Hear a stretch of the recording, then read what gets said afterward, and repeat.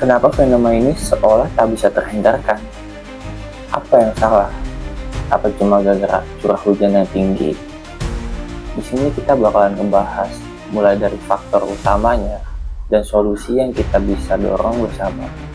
Dan di akhir, solusi ini itu juga ada di tangan kalian. Tonton sampai habis. Mari kita telusuri lebih dalam. Terkait fenomena banjir ini, sebenarnya itu ada dua faktor. Yang pertama itu ada dari alam, dan juga yang kedua itu ada dari manusia. Dan faktor dari alam itu biasanya seperti banjir bandang yang emang gak bisa kita prediksi itu datangnya kapan. Maupun dari manusia itu terkait tentang peraturan-peraturan yang dibuat oleh pemerintah terhadap di wilayah-wilayah di sana yang sudah ditanamkan terkait kebijakan. Curah hujan ekstrim itu salah satu pemicu dari adanya banjir bandang yang kita alami di beberapa wilayah. Kita berada di negara tropis dan perubahan iklim membuat pola hujan makin sulit untuk diprediksi.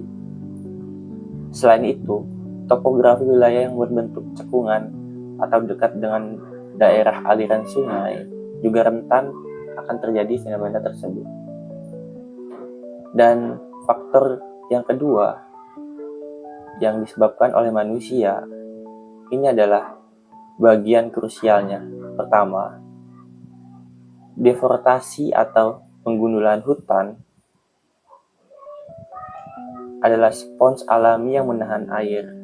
Ketika hujan gundul, air langsung tumpah ke daerah rendah. Pembangunan masif dan alih fungsi lahan itu salah satu faktor yang paling krusial yang bisa menyebabkan adanya banjir bandang. Area resapan air bisa jadi beton dan aspal.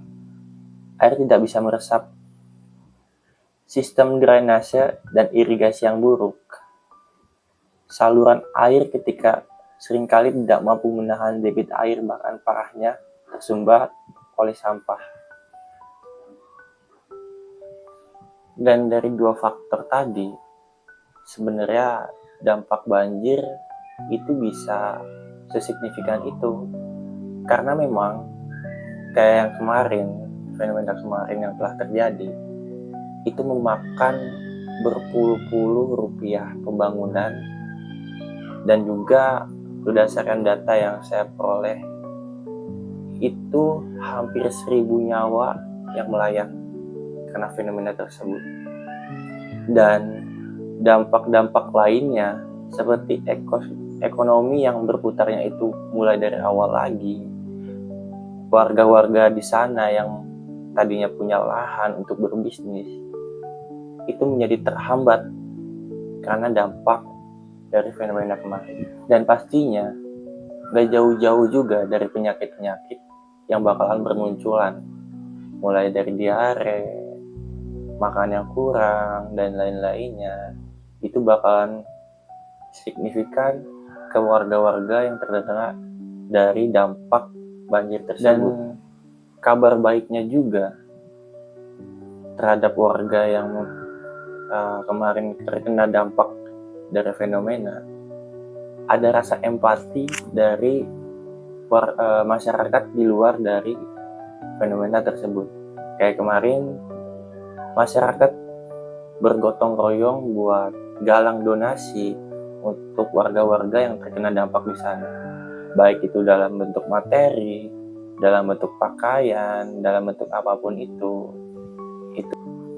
Lantas, apa yang bisa kita lakuin? Dan apa yang memang kita bisa bantu buat teman-teman di sana? Di sini ada dua langkah.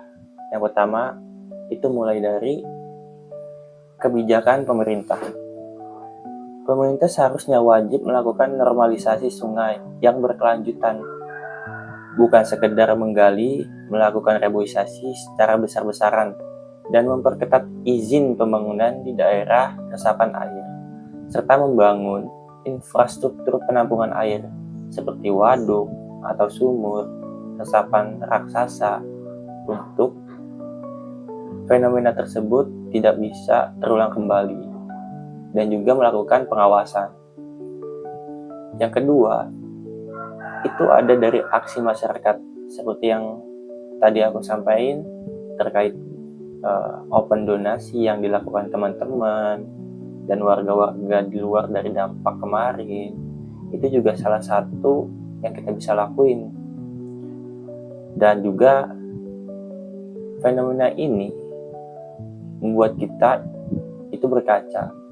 Kalau buang sampah ke sungai ataupun selokan, itu memang terlihatnya sederhana, tapi dampaknya itu luar biasa. Kita juga bisa membuat lubang biopori di halaman rumah untuk membantu peresapan air. Dan yang paling penting,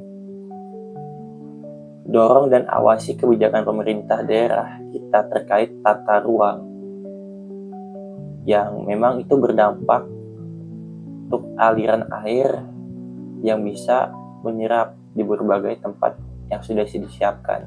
Kalau udah kayak gini, banjir itu masalah kita bersama, bukan cuma perorangan, tapi ini adalah kewajiban kita bersama untuk buang sampah pada tempatnya, menjaga lingkungan, tidak memotong pohon secara sembarangan, maupun dari pemerintah yang emang harus memperhatikan ruang-ruang untuk adanya peresapan di sana. Dan itu balik lagi ke diri masing-masing. Kalau bahwasanya kalau udah seperti ini, kita tidak bisa saling menyalahkan. Kita harus saling membantu dan memperbaiki. Dan dari pihak pemerintah pun harus ada yang namanya pengawasan. Karena gak mungkin kejadian ini harus terjadi berkali-kali. Dan ini salah satu yang emang harus diperhatikan. Nah, menurut kalian gimana terkait solusi yang bisa kita ambil atau kita coba untuk membantu teman-teman di sana? Dan kalau ada yang emang punya saran, kritik, itu boleh tulis aja di kolom komentar.